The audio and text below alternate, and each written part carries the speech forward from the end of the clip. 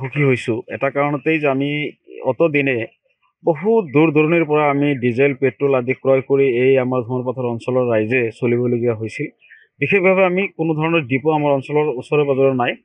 গতিকে আজি যিটো আই ফুৱেল যিটো স্কিম ভাৰত চৰকাৰৰ স্কিম হয়, এই আই ফুৱেলৰ স্কিমৰ জৰিয়তে চেঙেলিমাৰী বজাৰত যি হবিবৰ ৰহমানৰ দোকান তেওঁ এজেঞ্চি লৈছে। গতিকে ইয়াৰ পৰা আমি যিটো ডিপুৰ যিটো মূল্য আপোনাৰ ডিজেল বা পেট্ৰলেই হওক, সেইটো মূল্যতেই ইয়াতে আমি সকলোৱে মানে তেল ক্ৰয় কৰিব পাৰিম। বিশেষভাৱে আমি উপকৃত এইকাৰণেই হৈছোঁ যিহেতু কৃষি প্ৰধান অঞ্চল আমাৰ।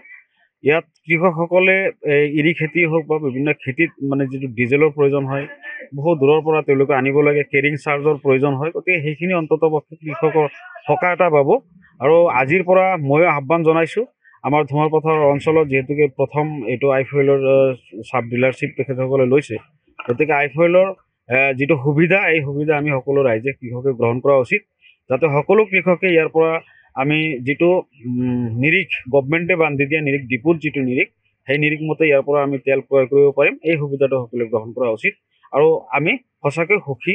আৰু বিশেষভাৱে এই ক্ষেত্ৰত যিটো ভাৰত চৰকাৰৰ পদক্ষেপ, এই পদক্ষেপক আমি শলাগ ল'বলগীয়া। বিভিন্ন দোকানত যে আচলতে বটলত তেলসমূহ বিক্ৰী কৰে, তেখেতসকলৰ এতিয়া যথেষ্ট অসুবিধা হ'ব। আচলতে তেওঁলোকৰ কেনেধৰণৰ থাকিব? একচুৱেলি তাৰমানে ডিপু নোহোৱাকৈ বিভিন্ন ঠাইত যিটো মানে তেলৰ বিক্ৰী কৰা হয়, সেইটোতো একচুৱেলি বৈধ নহয়, গভমেণ্টলি বৈধ নহয়। কিন্তু যিহেতুকে আমাৰ পিছপৰা অনগ্ৰসৰ অঞ্চল, এই অঞ্চলত ডিপু নহ'লে মানুহে কি কৰিব? সুবিধাটো দোকানীসকলে আমাৰ ৰাইজক দিছে। গতিকে যিহেতুকে এতিয়া আই ফুৱেলৰ যিটো চাব ডিলাৰশ্বিপ ইয়াত দিয়া হৈছে, গতিকে তেওঁলোকৰ নিয়ম কানুন বা কি ধৰণৰ হ'ব সেইটো পিছলৈ গম পোৱা যাব। নিশ্চিতভাৱে যদি তেওঁলোকে আই ফুৱেল কোম্পানীৰ পৰা যদি নিবিচাৰে, তেতিয়াহ'লে নিশ্চিতভাৱে ইয়াত কোনো আৰু তেনেকুৱা অবৈধ বিজনেছ কৰিব নোৱাৰিব। বৈধ বিজনেছ যিহেতু তেওঁলোকে হয়, ৰাইজে নিশ্চিতভাৱে যিটো মানে গভমেণ্টে নিৰিখ যিটো ধাৰ্য কৰিব, সেই ধাৰ্য মতেই তেওঁলোকে তেল হয় ডিপুৰ নিৰিখ মতে পাব। সুখী হৈছোঁ এটা কাৰণতেই যে আমি অতদিনে বহুত দূৰ দূৰণিৰ পৰা আমি ডিজেল পেট্ৰল আদি ক্ৰয় কৰি এই আমাৰ ধুমৰপথাৰ অঞ্চলৰ ৰাইজে চলিবলগীয়া হৈছিল। বিশেষভাৱে আমি কোনো ধৰণৰ ডিপো আমাৰ অঞ্চলৰ ওচৰে পাজৰে নাই।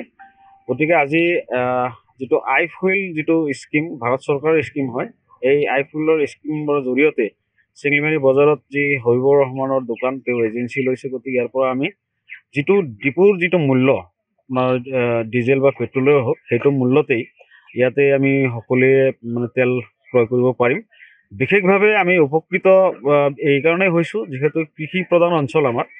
ইয়াত কৃষকসকলে এৰী খেতি হওক বা বিভিন্ন খেতিত মানে যিটো ডিজেলৰ প্ৰয়োজন হয়, বহু দূৰৰ পৰা তেওঁলোকে আনিব লাগে, কেৰিং চাৰ্জৰ প্ৰয়োজন হয়। গতিকে সেইখিনি অন্ততঃপক্ষে কৃষকৰ সকাহ এটা পাব। আৰু আজিৰ পৰা ময়ো আহ্বান জনাইছোঁ আমাৰ ধুমৰপথাৰ অঞ্চলত যিহেতুকে প্ৰথম এইটো আই ফুৱেলৰ চাব ডিলাৰশ্বিপ তেখেতসকলে লৈছে।